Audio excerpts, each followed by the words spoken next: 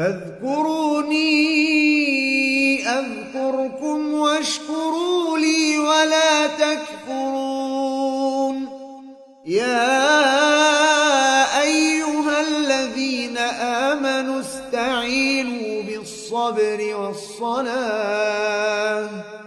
إن الله مع الصابرين. Yaitu pada zaman Khalifah Abu Bakar As-Siddiq dan kemudian pada zaman Uthman bin Affan. Ijma' mereka, dan mereka mempunyai dasar baik dari ayat maupun dari keterangan Nabi sallallahu alaihi wasallam yang mengisyaratkan bahwa kitab ini Al-Quran dibukukan menjadi satu mushaf seperti ini. Itu terjadi pada zaman Abu Bakar As-Siddiq. Kemudian diulang lagi pada zaman Uthman bin Affan. Dan semua ijma, termasuk di dalamnya Ali bin Abi Thalib radhiyallahu anhum jami'an. Ini membantah perkataan Rafidah. Kemudian di antara ijma' mereka lagi halaman 106, ijma' mereka dalam menetapkan satu bacaan Al-Quran pada zaman Khalifah yang mulia Uthman bin Affan radhiyallahu anhu, yang pada zaman Nabi sallallahu alaihi wasallam bacaan Quran itu diturunkan Allah kepada beliau sebanyak 7 huruf, yakni 7 bahasa Arab, untuk memudahkan bangsa Arab membacanya dengan bahasa ini, dengan bahasa, semuanya bahasa Arab. Ada 7 huruf, 7 lughah. Ya, saya jelaskan. Yang berbeda lafaznya berbeda, tetapi maknanya satu dan sama. Ada lagi berbeda lafaz dan maknanya, tetapi semuanya benar adanya. Dan itu bisa kita buktikan di hadis-hadis. Sahabat ini membaca surat Al-Furqan dengan lafaz begini, Umar bin Khattab membaca surat Al-Furqan dengan lafaz ini, sehingga pernah terjadi keributan, lalu dibawa kepada Nabi sallallahu alaihi wasallam dan Nabi sallallahu alaihi wasallam membenarkan keduanya. Itu 7 lughah itu awalnya. Karena Nabi sallallahu alaihi wasallam meminta dari 1, 2, minta terus sampai 7. Ya. Ini hadisnya mutawatir. Yang dimaksud adalah untuk kemudahan kaum muslimin ketika itu dalam membaca Al-Quran, sehingga mereka dapat memilih bacaan yang mudah bagi mereka. Tetapi pada zaman Khalifah Uthman bin Affan, ketika banyak orang yang masuk Islam dari orang-orang ajam, orang-orang asing banyak masuk Islam selain dari bangsa Arab, maka terjadilah kesalahan dan perselisihan dalam membaca Al-Quran. Ini kan dilarang oleh Rasulullah SAW. Ya, bacalah Al-Quran selama hati-hati kamu bersatu. Kalau terjadi perselisihan, tinggalkan. Itu terjadilah ketika itu, pada zaman itu. Ketika orang-orang asing masuk ke dalam, ketika banyak yang masuk Islam dari orang-orang asing, jadi selain dari orang Arab, maka ketika mereka membaca Al-Quran terjadi kesalahan. Karena waktu itu Al-Quran belum ada titik, belum ada harokat. Tidak ada titik, tidak ada harokat. Itu asal bahasa Arab. Dan mereka bisa membacanya. Ya, tidak ada ba titik bawah 1, ta titik 2 atas, sa titik 3 atas, sin, shin, begitu, jim. Tidak ada. Jim, ha, kha sama hurufnya. Bagaimana antum baca? Belakangan baru ulama memberikan ada titik karena kesalahan baca itu. kemudian ditambah dengan harokat ini fathah a i u, sehingga benar. Asalnya tidak, apalagi dengan 7 lughah itu, maka terjadi kekacauan dari orang-orang ajam ini, ya? Lalu kemudian para sahabat yang dipimpin oleh Utsman bin Affan sepakat menetapkan 1 huruf saja yang akan dipakai untuk membaca Al-Quran dari 7 huruf yang diturunkan. Sepakat, yaitu yang diambil adalah bahasa asalnya orang-orang Quraisy. Sedangkan yang 6 huruf, 6 bahasa Arab lagi ditinggalkan, tidak dipakai.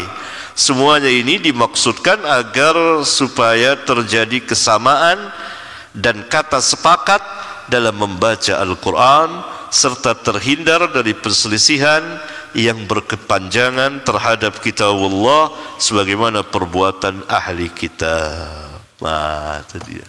Sudah Utsman dan para sahabat menukar 1 huruf saja. Sehingga Utsman berpesan kepada sebagian sahabat yang jadi juru tulis untuk mengumpulkan di antara Zaid bin Sabit, kalau terjadi perselisihan di antara kalian, kembalikan kepada lughah asalnya, itu lughah Quraisy. Nah, itulah yang sampai kepada kita ini. 1 huruf, 6 huruf lagi ditinggal, karena bukan suatu kewajiban, karena diturunkan waktu itu untuk kemudahan bangsa Arab membaca Al-Quran, karena mereka berbeda antara satu dengan yang lainnya. Nah, itu pahamnya. Sudah nggak ada lagi, kita sudah nggak tahu lagi, itu sudah ditinggalkan, sudah. Yang ada 1 ini. Nah, kemudian di sini saya jelaskan, akan tetapi yang perlu kita ketahui, dan hal ini sering disalahpahami, ialah bahwa 7 huruf di atas bukanlah 7 atau 10 qiraah, beda. Yang kita kenal 7 huruf beda dengan 7 qiraah, karena di antara keduanya tidak sama dan terdapat perbedaan. Ini saya jelaskan sih. Pertama, bahwa yang dimaksud dengan 7 huruf ialah 1, lafaznya berbeda tetapi maknanya sama serta tidak berlawanan satu dengan yang lainnya. Ini nukilan sahabat menjelaskan apa yang dimaksud dengan 7 huruf itu.